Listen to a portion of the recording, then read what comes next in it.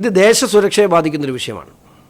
ചില മേഖലയിൽ പ്രൈവറ്റൈസ് ചെയ്യണം. അപ്പോൾ പ്രൈവറ്റൈസേഷൻ മുഴുവൻ അല്ലെങ്കിൽ ക്യാപിറ്റലിസ്റ്റ് സിസ്റ്റത്തെ മുഴുവൻ മോശമാണെന്ന് നമ്മൾ പറഞ്ഞിട്ടുണ്ടോ? ഇല്ലല്ലോ. സ്വകാര്യ മേഖലയിലെ പങ്കാളിത്തത്തോടെ നടപ്പിലാക്കേണ്ട നിരവധി വിഷയങ്ങളുണ്ട്.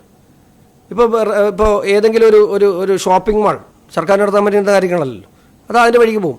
ഞാൻ പറഞ്ഞത് പ്രൈവറ്റൈസേഷൻ നടത്തേണ്ട മേഖലയിൽ നടത്തണം. പക്ഷേ ഇത് എന്ന് പറയുന്നത് നമ്മളെ സംബന്ധിച്ചിടത്തോളം നമ്മുടെ ദേശസുരക്ഷയെ ബാധിക്കുന്ന വിഷയമാണ്. ആറ്റമിക് എനർജി എന്ന് പറയുന്നത് ഞാൻ പറഞ്ഞില്ല, സ്റ്റിൽ കേരളത്തിൽ നിന്ന് കടത്തപ്പെട്ടിട്ടുള്ള ഈ ഇലുമിനേറ്റിൽ തോറിയം കണ്ടന്റ് ഉണ്ടായിരുന്നു. ഇത് വിദേശത്തോട്ട് എക്സ്പോർട്ട് ചെയ്യുന്നുള്ള കാര്യത്തിൽ CMRന്റെ സ്റ്റേറ്റ്മെൻറ്റുണ്ട്. അവിടെ നിന്ന് നമ്മുടെ കേരളത്തിൽ നിന്നും പോയിട്ടുള്ള മിനറൽസ് ആണോ ഇപ്പോൾ ഈ ഇറാനിലും ഇസ്രായേലിലും ഒക്കെ ബോംബിട്ട് കളിക്കുന്നതെന്ന് എനിക്ക് സംശയമുണ്ട്.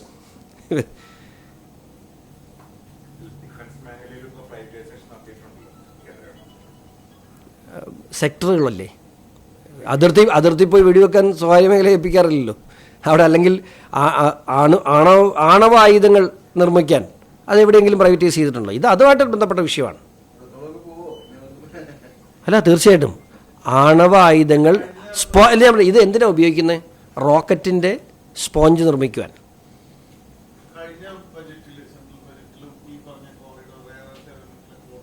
ചെയ്യണം, കേന്ദ്ര ഗവൺമെൻറ് ചെയ്യണം. അല്ല, കേന്ദ്ര ഗവൺമെൻറ് ഈ ഖനനം ചെയ്യണമെന്ന് തന്നെയാണ് പറയുന്നത്. ഈ ഖനനം കേന്ദ്ര ഗവൺമെൻറ് നേതൃത്വത്തിൽ ചെയ്യുക തന്നെ ചെയ്യണം. സംസ്ഥാനത്തിൻ്റെ വരുമാനം ഉണ്ടാവും. പക്ഷേ ഈ സ്വകാര്യ പങ്കാളിത്തം എന്തിനാണ്?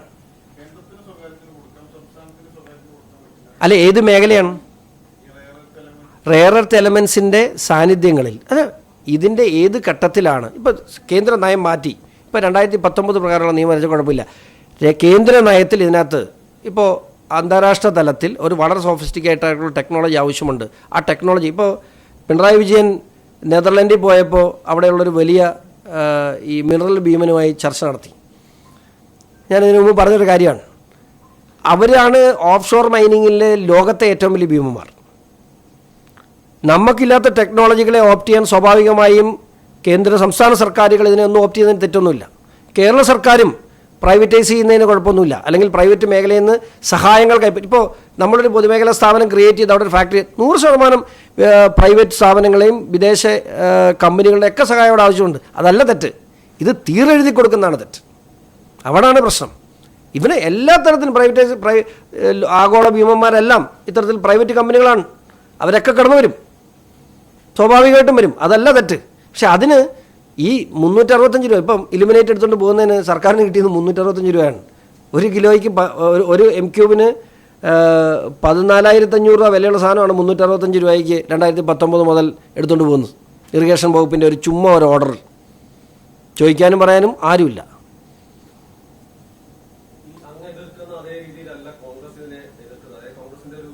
അതിനകത്ത് എല്ലാവരും കാശ് മേടിച്ചിട്ടില്ലേ? അല്ല,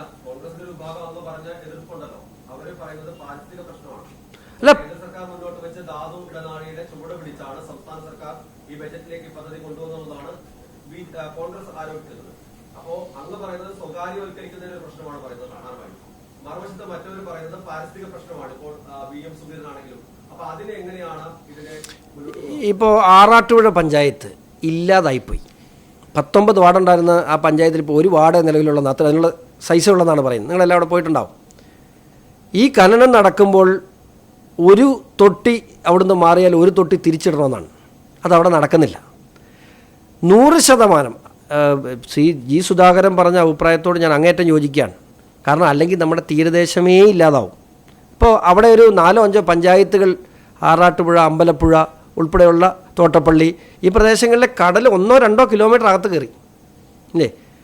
അത് ഖനനം നടക്കുന്ന കേന്ദ്ര 2016 ആക്ട് ഒന്ന് വായിച്ചാൽ ആ ആക്ട് പ്രകാരം നടത്തിയാൽ ഒരു തീരദേശ ശോഷണം ഉണ്ടാവില്ല. കാരണം അവിടുന്ന് എന്തെടുത്തോ അതിനെ കൃത്യമായി തിരിച്ചവിടെ പ്ലേസ് ചെയ്യണം. അപ്പോൾ ഇതൊന്നും ഇല്ലാതെ ഇപ്പം നടക്കുന്നേ. അതല്ല അവരും പറയുന്നൊരു പ്രശ്നം. ഇത് ഈ പ്രിക്കോഷൻസ് ഒന്നും ഇല്ലാതെ നടക്കുന്ന അവിടെയുള്ള ആളുകളെ ഇന്ന് വരെ സംസ്ഥാനത്ത് നിന്ന് ഈ ഖനനം നടക്കുന്നല്ലാതെ ആ മേഖലയിൽ ആരെങ്കിലും പുനരധിവസിപ്പിച്ചിട്ടുണ്ടോ? മാന്യമായി അവരെ റീലൊക്കേറ്റ് ചെയ്യാനുള്ള നടപടി സ്വീകരിക്കണം. അത് ചെയ്തിട്ടില്ല. ഈ തീരദേശത്തിൻ്റെ ശോഷണം നടക്കുന്നതിനെക്കുറിച്ച് ഇത് വാരിക്കൊണ്ട് പോകുന്നല്ലാതെ തിരിച്ചൊരു കൊട്ട മണൽ അവിടെ ഇട്ടിട്ടുണ്ടോ? ഇല്ല. അപ്പോൾ അദ്ദേഹം പറഞ്ഞതിൻ്റെ ഒരു വശം പാരിസ്ഥിതിക പ്രശ്നം അവിടെ ഉണ്ട്. ആ പാരിസ്ഥിതിക പ്രശ്നത്തോടൊപ്പം തന്നെ രാജ്യസുരക്ഷാ പ്രശ്നം അവിടെ ഉണ്ട്. ഇത് ഖനനം ചെയ്യുക തന്നെ ചെയ്യണം. കാരണം ഇത് ഗൾഫിന് പെട്രോൾ, ഞാൻ എപ്പോഴും പറയാറുണ്ട്, ഗൾഫിന് പെട്രോൾ എങ്ങനെയാണ് അതിനേക്കാൾ വലുതാണ്. കാരണം പെട്രോളിൻ്റെ കാലഘട്ടം കഴിയുകയാണ്. ഇനി മിനറൽസിൻ്റെ ലോകത്തേക്ക് പോവാണ്. ആ മിനറൽസ് ചൈനയെ കോമ്പറ്റ് ചെയ്യാൻ പറ്റുന്ന രീതിയിൽ നമുക്കിവിടെ ഉണ്ട്. അത് വേണ്ടെന്ന് വെക്കണം. അത് വേണ്ടെന്ന് വെക്കണ്ട. അത് രാജ്യത്തിൻ്റെ സ്വത്താണ്. 5-6 ലക്ഷം കടത്ത് നിൽക്കുന്ന സംസ്ഥാന സർക്കാരിനെ സംബന്ധിച്ചിടത്തോളം നമ്മുടെ ആനുവൽ ബഡ്ജറ്റിൻ്റെ മുകളിൽ ഒരു വർഷം ഇൻകം ഉണ്ടാകാൻ കഴിയും. ഇതിൽ നിന്ന് മാത്രം നമ്മുടെ ആനുവൽ ബഡ്ജറ്റിൻ്റെ മുകളിൽ ഒരു വർഷം ഇൻകം ഉണ്ടാക്കാൻ കഴിയും ഈ കരിമണൽ കൃത്യമായി പ്രോസസ്സ് ചെയ്ത് വിറ്റാൽ. അപ്പോൾ അതിന് ആ തീരദേശം സംരക്ഷിക്കുകയും അവിടുത്തെ ജനങ്ങളെ സംരക്ഷിക്കുകയും ചെയ്യണം.